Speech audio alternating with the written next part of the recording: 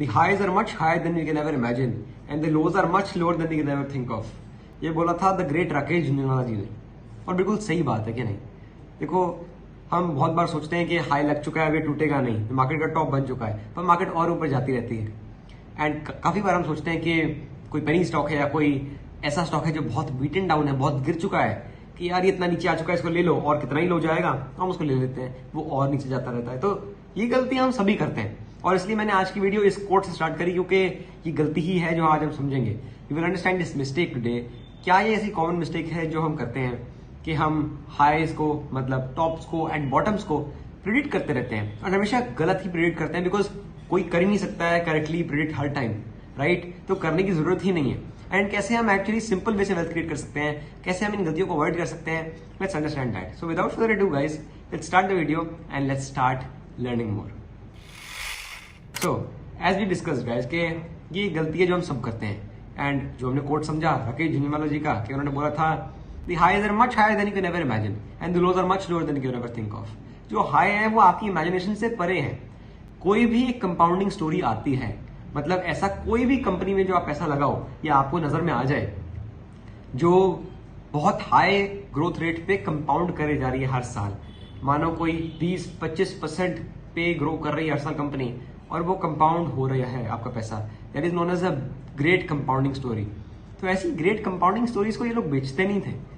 झुंझुनवाला जी, विजय केडिया जी, या रामदेव अग्रवाल जी, आशीष कचोलिया जी, या कोई भी बड़े इन्वेस्टर है, उन्होंने ऐसी कंपाउंडिंग स्टोरीज को बेचा नहीं। और वही फर्क है उनमें और हम में, कि वो ये कंपाउंडिंग स्टोरीज जब मिलती हैं तो वो बोलते हैं बेचने का नहीं है, वो रखने का है। तो वो चीज को रखते हैं अपने पास, डिलीवरी रखते हैं, तभी पैसा बनता है ना। अगर आपके पास डिलीवरी होगी ही नहीं तो पैसा कैसे बनेगा? तो आपने स्टॉक देखा जो 20%, 25%, 30% पे बिजनेस ग्रो कर रहा है, वो आपने बिजनेस देखा, पढ़ा, समझा, आपने शायद लिया भी होगा, पर आपने बोला अरे नहीं ये बहुत बढ़ गया, इसको बेच दो। बट आप ये गलती कर देते हो कि वो बिजनेस कंटिन्यू कर रहा है ग्रो करना, तो till the time it is continuing to grow you should not sell the business, because it is a business and not just a stock. पहले ये समझते हैं स्टॉक क्या होता है, बिजनेस क्या होता है, प्लीज समझो। हम लोग बोलते हैं हमने एक स्टॉक खरीदा है, मैंने आज ये स्टॉक खरीदा, मैंने आज वो स्टॉक बेचा। आप स्टॉक थोड़ी ना खरीद रहे हो, वो तो आपको इसलिए लगता है क्योंकि आप ऐप पे सीधा बाय दबाते हो, सेल दबाते हो, स्टॉक खरीद जाता है। But actually you are trading और इन्वेस्टिंग इन अ बिजनेस, वो अंडरलाइंग एक बिजनेस होता है। तो अगर मैंने आज रिलायंस के शेयर खरीदे हैं, उसका मतलब क्या है कि मैंने रिलायंस की बिजनेस का एक हिस्सा खरीदा है। What is a stock, what is a share? It is a part of the company, it is a chunk of the company that you may be buying, right? And once that grows, your money grows, or if your bet fails, you might also lose money if the business doesn't perform well. That is what a stock or a share is.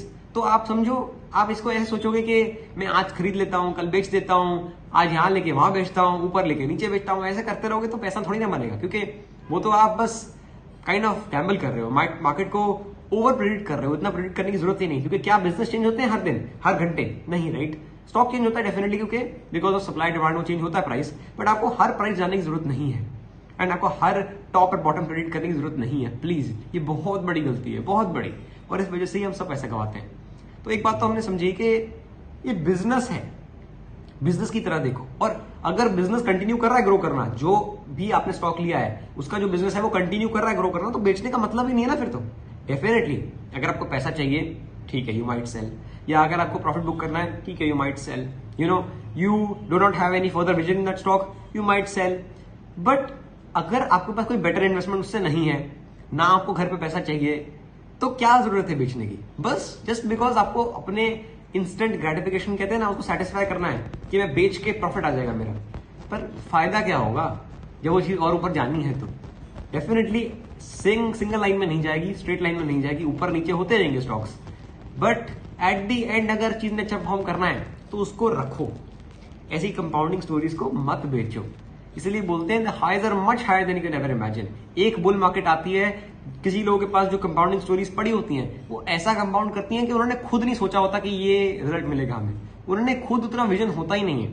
2 गुने का vision होता तो 10 गुना मिल जाता है, just because वो patient रहे, इसीलिए just because उन्होंने फालतू क्वेश्चन नहीं किया कि अरे यार इतना क्यों बढ़ गया, इतना कैसे बढ़ रहा है।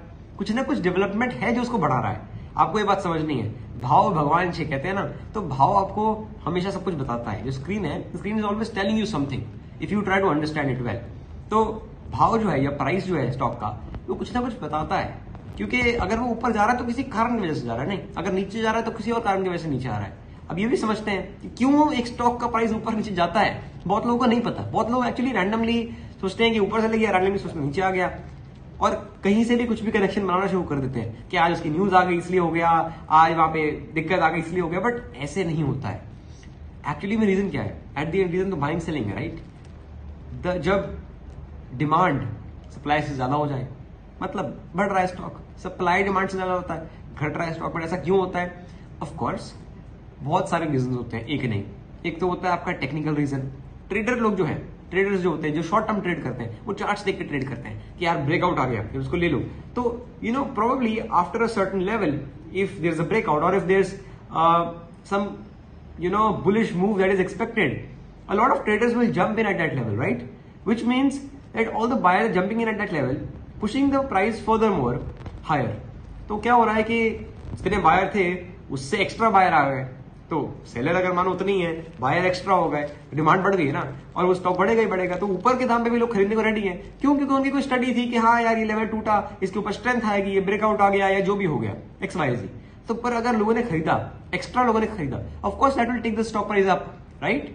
But then again, the stock falls as well sometimes because there is a congestion zone, resistance as we call it on the charts, or maybe there is some supply at the top, कोई overhead supply है, वहां पे लोग माल बेच रहे हैं, चाहे profit book कर रहे हैं, चाहे शॉर्ट सेलिंग कर रहे हैं, जो भी कर रहे हैं, तो स्टॉक वहां से फॉल भी करते हैं। ये एक टेक्निकल रीजन हो जाता है। उनका फंडामेंटल रीजन होता है जो थोड़ा लॉन्ग टर्म में प्ले करता है। ऑफकोर्स उसमें डे टू डे इंपैक्ट नहीं होता, थोड़ा लॉन्ग टर्म प्ले करता है कि कंपनी कैसी है। मतलब अगर कंपनी बेकार हो गई है, कंपनी की परफॉर्मेंस अच्छी नहीं है, कि मान लो रिजल्ट आए और कंपनी इतने अच्छे प्रॉफिट से लॉसेज में आने लग गई है, ऑपरेशनली परफॉर्मेंस एकदम बेकार हो गई है, company is not growing any मोर, तो ऑफकोर्स शेयर प्राइस गिरते हैं और कंटिन्यूसली भी गिर सकते हैं, काफी बार गिरते हैं, काफी दिन तक गिरते हैं, और वो एक दिन की बात नहीं होती। अगर परफॉर्मेंस कंपनी की खराब हो गई तो आप समझो वो डिग्रेड हो जाते हैं स्टॉक।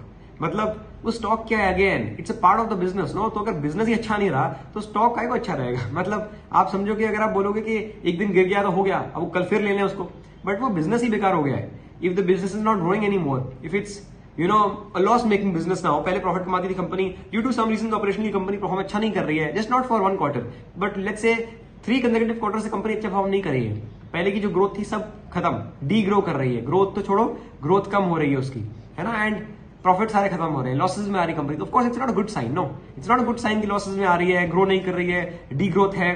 तो ऑफ कोर्स आपको ऐसे बिजनेस से स्विच करना है, ट्राई करना है निकलने का, एंड बेटर बिजनेस में जाना है। बिकॉज आप सोचोगे ऐसे बिजनेस का स्टॉक कोई गिरा है और आप सोचो यार इतना गिर गया हम ले लेते हैं, बट वो और भी गिर सकता है, बिकॉज जो अंडरलाइंग बिजनेस है वही बेकार हो गया, तो स्टॉक का क्या मतलब, right? So just by seeing के स्टॉक यहाँ से गिर चुका है, इसको यहाँ पे ले लेते हैं, वापस बढ़ जाएगा, बट जरूरी नहीं है यहाँ से वापस जाए, हो सकता है यहाँ से नीचे भी आ जाए। So you see it is upon if the business is performing well or not in the longer term. Shorter term में ऑफ कोर्स जैसे मैंने बताया बहुत टेक्निकल रीजंस होते हैं, बहुत और चीजें होती हैं जो इंपैक्ट करती हैं स्टॉक प्राइस को, just like excess buying or selling in the stock by traders or by market participants, right? That is one reason of course, but वो भी क्यों buy sell करेंगे, because again the underlying asset is showing some strength ना, तो at the end बात वही आती है कि buy करने का sell करने का लोगों का रीजन होता है, और अगर वो कर रहे हैं तो किसी कारण की वजह से कर रहे हैं, तो भाव आपको बताता है एक्चुअली चीजें, भाव को समझोगे तो भाव भगवान है। तभी कहते हैं ना कि try to understand the price, what it's trying to tell you, try to understand the screen, do not chase it, do not fight it, but learn from it, उसको समझ के रिएक्ट करो। ऐसा नहीं कि सब ले रहे हैं तो जरूरी आपको भी लेना है, बिल्कुल नहीं, मैंने ऐसा कभी नहीं बोला कि आप भी लो, क्योंकि हो सकता है कि गलत भी पड़ जाओ, बहुत तेजी से चीज नीचे भी आ जाए। ऐसा भी नहीं है कि सब ले रहे हैं तो आपको बेच देना है कि नहीं मैं तो अलग ही जाऊंगा, फाइट भी नहीं करना है इसको। So never chase, never fight, but try to learn from it, कि ये मूव जो आई इसमें मैं कैसे पार्टिसिपेट कर सकता था, या मैं क्या इससे सीख सकता था, या रिलेट करूं कि ये मूव आई तो क्यों आई, और ये रीजन, पर्टिकुलर रीजन क्या मैं किसी और जगह फाइंड कर सकता हूं, ताकि अगर ये दोबारा मूव आए तो मैं पार्टिसिपेट कर पाऊं। Can I do that? Yes you can. तो अगर ये चीज सीखोगे तो कंसिस्टेंटली ये प्रॉफिट बना पाओगे। एक बार चेज करने से कोई काम नहीं बनेगा, कंसिस्टेंटली वेल्थ क्रिएट कर पाओगे, राइट? और आपको हाईस को, लोज को प्रेडिक्ट करने की जरूरत नहीं है। आपको ऐसा नहीं करना है कि कोई स्टॉक बहुत गिर गया तो चलो ले लेते हैं यार, और कितना ही गिर जाएगा, अरे यार वो और 100% गिर सकता है। ऑलवेज रिमेंबर, कोई भी स्टॉक कहीं पे भी हो, it has the capability of falling 100% more from that particular level too. तो मतलब आप समझ रहे हो, अगर कोई चीज 500 रुपए से 5 रुपए पे भी आ चुकी है, बहुत लोग बोलते हैं ले लो, और कितना ही गिर जाएगा, ले लो बढ़ेगा, बट वो 5 रुपए से 2 भी जा सकता है, 2 से 0 भी जा सकता है। So you see there is always a scope of losing money from wherever the stock is.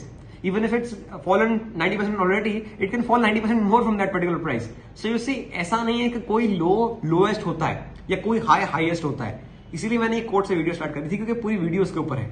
तो आप समझोगे तो ये बहुत बड़ी गलती साबित हो सकती है आपकी, पर अगर आप इसको अच्छे तरीके से समझ गए तो बहुत बड़ी एक स्ट्रेंथ भी हो सकती है कि खराब बिजनेस जो है वो कितना भी नीचे मिले, हमें अवॉइड करना है, क्योंकि उसका कल का कुछ पता नहीं है, वो कल और नीचे जा सकता है. और अच्छा बिजनेस है वो जितना भी ऊपर चले जाए, हमें ट्राई करना है कि उससे स्टिक रहे. मैं ऐसा नहीं कह रहा हूं, अगेन रिपीट, कि आप टॉप पे बिजनेस को खरीदते रहो. ऐसा नहीं कह रहा हूं कि आप हाईएस्ट प्राइस पे जाके कंपनीज को खरीदो.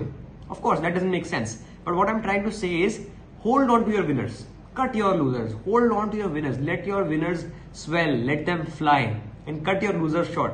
बस इतना कह रहा हूं मैं. ऐसा नहीं कह रहा हूं कि कोई विनर है, अच्छा स्टॉक है, उसको टॉप पे जाके ले लो, भर लो जाके माल उसका हाईएस्ट पे. ऐसा नहीं. Of course that's not logical, right, to buy at the top price. But what I am trying to say is if you have it and if you have it for a vision, अगर आपने 5 साल के लिए कोई चीज vision के साथ ली थी, अब अगर उसकी स्टोरी प्ले आउट होनी शुरू हो रही है, अगर आप उसको 2 दिन में स्टॉक प्राइस बढ़ने की वजह से बेच देते हो कि चलो 5% प्रॉफिट हो गया बेच दूं, वो इन्वेस्टमेंट थोड़ी ना फिर होगी कोई, right. So you need to allow the story to play out. You need to give it that much time to compound. That's what we do, right? What are investments? You buy a particular asset that is a growing asset, and then you hold it for as long as possible so that you give it time to compound. अगर उसको compound करने का time ही नहीं मिलेगा तो compounding होएगी कहां से, राइट? एक दिन लेके दूसरे दिन बेच दोगे तो again I repeat, what are investments? We buy a particular asset that is strong, that is safe, and that is growing, and then we hold that asset for as long as possible so that we allow it time to compound, right?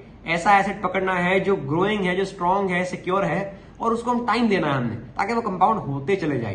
तो never ever cell अ compounding story. आप में, मुझ में और ये बड़े investors में यही फर्क था, चाहे झुंझुनवाला जी हो, चाहे केडिया जी हो, चाहे रामदेव अग्रवाल जी हो, कोई भी हो, कि उन्होंने कंपाउंडिंग स्टोरीज को नहीं बेचा. उन्होंने बोला बेचने का नहीं है, ये चीज रखने की है, इसको रखो, डिलीवरी में लेके रखो.